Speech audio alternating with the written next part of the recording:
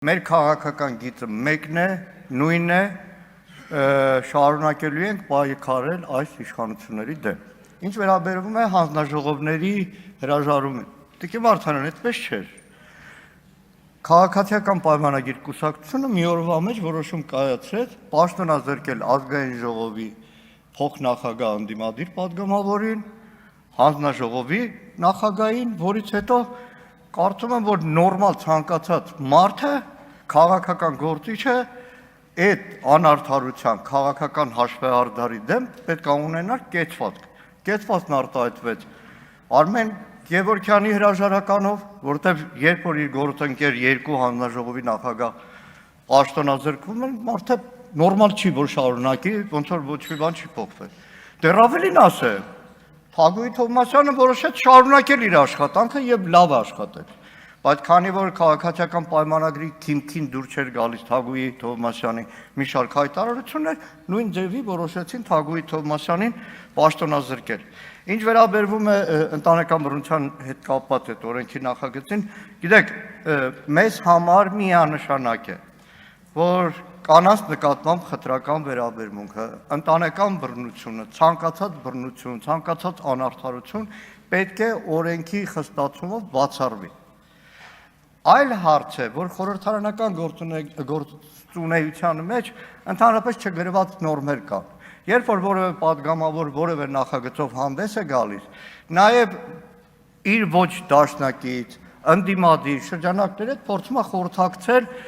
խորհրդարանի ամբիոնից ու դահլիճից դուրս, որպեսզի հնարավորինս շատ քվե ապահովի եւ կարծում եմ, որ այդպիսի կոմունիկացիա ձեր ու մեր խմբակցության կողմից դինելու դեպքում չէր բացառում միանշանակ, որ կողմ կարող են քվեարկել, իդեպ այստեղ հատուկ պետք է նշեմ հպարտությամբ։ Հայ հեղափոխական դաշնակցությունն այն կուսակցությունն է, որի իշխանության ժամանակ առաջին հանրապետության օրերին հակառակ որ շատ երկրներում կանանց քվեարկելու իրավունք չկար, ոչ միայն Հայաստանում 19 թվականին ընտրական օրենսգրքով ամրագրեց կանանց եւ տղամարդկանց քվեարկելու հավասարությունը, այլ խորհրդարանում ներկայացված էին միանգամից 4 կանանցով։ Դաշնակցությունը այն կազմակերպություն է, որի որպես ուղեկից միություն գործում է հայ իրականության ամենահին կանանց հասարակական համահայկական կազմակերպությունը, հայ օգնության միությունը, որը հիմնադրվել է 1910 թվականին, արձագանքեք հետո շարունակեք։ Արձագանք։ Շնորհակալություն, պարոն Մանուկյան, ձեր պատասխանից ինձ մոտ տպավորություն է, որ ազգային ժողովի ընթացակարգերը բավարար չէին, այսինքն բովանդակության քննարկման համար, մեզ ձեզ ավելի շուտ պետք էր ինչ-որ կուլիսային համագործակցություն, որպեսզի օրենքի բովանդակությունը չդառնար գրեհկաբանության թեմա, ինչը ձեր տղամարդ գործընկերների մեծամասնություն արեց քննարկման ժամանակ, եւ ես չտեսա որևէ կին պատգամավոր, որը աջակցեր օրենքին եւ ինչ վերաբերում է պաշտոնանկություններին, որոնք եղան ազգային ժողովում, ապա խնդրում եմ ինձ բացատրել, արդյոք օրինակ Իշխան Սաղաթելյանի զրո ներկայությունը ազգային ժողովի նիստերին եւ նմանատիպ բացակայությունները նաեւ պարոն Վահե Հակոբյանի դուք համարում եք այսինքն արդարացի եւ նորմալ գործելավոճ ժողովրդի համար եւ սա համարում եք քաղաքական հաշվեհարդար ընդամենը։ Ես իմ խոսքը ավարտեմ, հետո կարձագանքեմ կպատասխանեմ։ Հայ օգնության միությունը 1990 թվականից ամբողջ Արցախյան ազատամարտի ժամանակ եղել է ազատամարտիկների կողքին, եղել է Արցախի կողքին, եղել է Աղետի գոտի կողքին, Ախուրյանում մոր եւ մանկան կենտրոն է կառուցել, գյուղ է կառուցել, Արցախում բազմաթիվ մանկապարտեզներ, ՄԱԿ-ի դիտոր կազմակերպությունը, իսկ Հայ հեղափոխական դաշնակցությունը անդամակցում է համաշխարհային սոցիալիստական սոցինտերնի կանանց կազմակերպությանը։ Ինչ վերաբերում է Իշխան Սաղաթելյանին, Իշխան Սաղաթելյանը իր պարտականությունները կատարել է, թեև այդ ամբողջ ընթացքում նիստ վարելու հնարավորություն չի ունեցել։ Իսկ երբ Իշխան Սաղաթելյանը բացակայել է ամբողջ Հայաստան խմբակցությունը, որտեղ մեր համար քաղաքական պայքարը ոչ միայն այս դահլիճն է, այս ամբիոնն է, այլ նաև հրապարակները, եւ եթե հիշեք, այդ ժամանակ դիմադրության շարժումն էր եւ մենք լայնածավալ փողոցային պայքարի մեջ էինք։ Շնորհակալ եմ։ Հանուն արդարության պարոն Սաղաթելյանը մի անգամ նիստ վարել է, ես հիշում եմ։ Արման Եղոյան։ Շնորհակալություն, պարոն Մանուկյան։ Մենք Տիկին Գալստյանի հետ վաղուց ենք ծանոթ, դեռ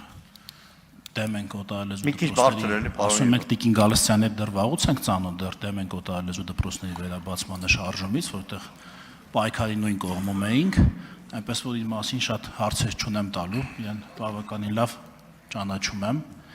բայց ես հարցում եմ դաշնակցության մասին, քանի որ դաշնակցությունն է իրեն հիմա ներկայացնում, երեկվա իմ ելույթը Սփյուռքի վերաբերյալ ալեկոծել է հայ դատի, գրասենյակի, հույդար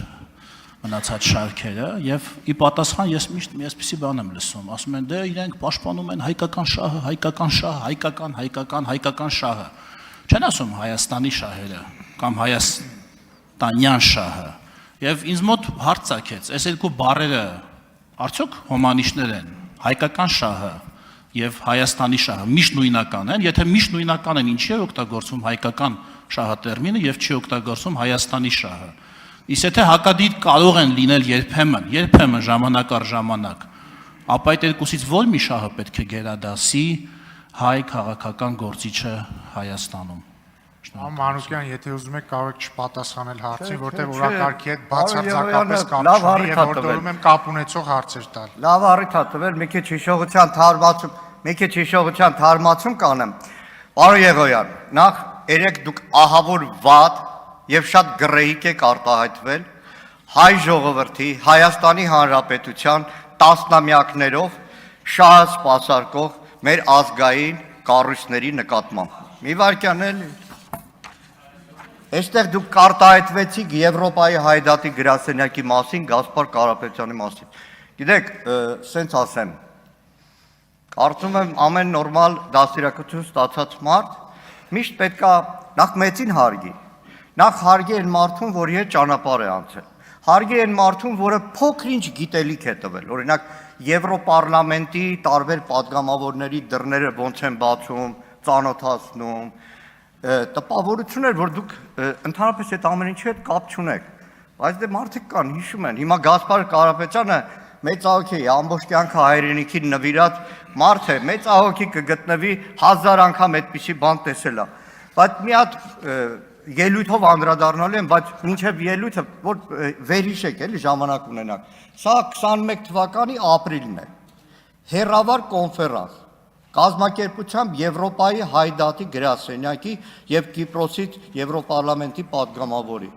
Նվիրված էր Բաքվի բանտերում գտնվող հայ ռազմագերիների վիճակին։ Իդեպ որքան տեսնում եմ այս կոնֆերանսի մեջ մեկ էլ շատ ծանոթ դեմք է հայտնվում։ Արման Եղոյան։ Հիշեցիք։ Մի քիչ ուրիշ բաներ էլ կհիշացնեմ, բայց դա արդեն առանձին ելույթի համար ժամանակ որ բանանեմ։ Ինչ վերաբերում է հայության եւ Հայաստանի շահերի բախմանը։ Չի կարող մի ժողովուրդ, աշխարհասփյուռ ժողովուրդ, որը իր համար հակառակ ապրում է Միացյալ Նահանգներում, ապրում է Լիբանանում, ապրում է Սիրիայում, իր համար հայրենիքը մնա Հայաստանը եւ այդ ժողովրդի տարբեր հատվածների շահերը բախվեն Հայաստանի Հանրապետության շահերի հետ։ Գիտեք, երևի սփյուռքահայերը քիչ եք շփվել, իսկ ես երջանկություն եմ ունեցել 18-19 տարեկանից ապրել այդ մթնոլորտում, լինել Սփյուռքի շատ գաղթօջախներում, ուղղակի դուք չեք ճանաչում։ Այդ մարդիկ ծնվում են, ծնվելուց հետո օրորոցայինով հայրենիքի հետ են կապվում։ Իդեպ ասեմ, տարբեր մեր ուղեկից կազմակերպություններով միայն այս տարվա ընթացքում շուրջ 3000 երիտասարդ եկել է հայրենիք։ Երնեք մեկը ներկա լիներ մեր ավանդական էլի պատմական Հոմենեթմենի հայ մարմնակրթական ընդհանուր միության, որն արդեն 100 տարեկան է, ընդհանուր միության համահայկական բանակմանը Բյուրականում։ Փշաքաղվել կարելի է, թե ոնց այդ օտար ափերում մարդն այդքան հայ կարող է լինել։ Արձագանք։ Պարոն Մանուկյան, ես ձեր հարցից, ձեր պատասխանից հասկացա, որ հայկական շահը եւ Հայաստանի շահը իրար չեն կարող հակասել, դա լրիվ նույն բանն է, ըստ սահմանման։ Այդ դեպքում ինչի նույնիսկ դուք այս ձեր խոսքի մեջ խուսափեցիք օգտագործել Հայաստանի շահը, հայաստանյան շահը եւ ասցիք հայ ժողովրդի շահ, չգիտեմ, հայկական, հայ արմատներ, հայրենիքի շահ եւ այլ, ինչի եք խուսափում Հայաստանի շահը բառակապակցությունը օգտագործելուց, եթե այն լրիվ իդենտիկ է հայկական շահի հետ։ Շնորհակալություն։ Պարոն Եղոյան, 90 թվականի ապրիլի 17-ին Արցախից վերադառնալու հաջորդ օրը, երբ որ ընդունվել եմ դաշնակցության շարքեր, երթում եմ տվել, ինչպես իմ ընկերները, ծառայել Հայաստանի եւ հայության ազատագրության դատին։ Երթում եմ տվել, որպես պատգամավոր են երթվել Հայաստանի շահը սպասարկել, որպես դաշնակցական, որպես մարդ, որպես քաղաքական գործիչ ես եւ իմ ընկերները անցնող բոլոր տարիներին այդ շահի համար ենք ապրել, ցավոք սրտի իմ շատ ընկերներ, կուսակից ընկերներ նաև նահատակվել են։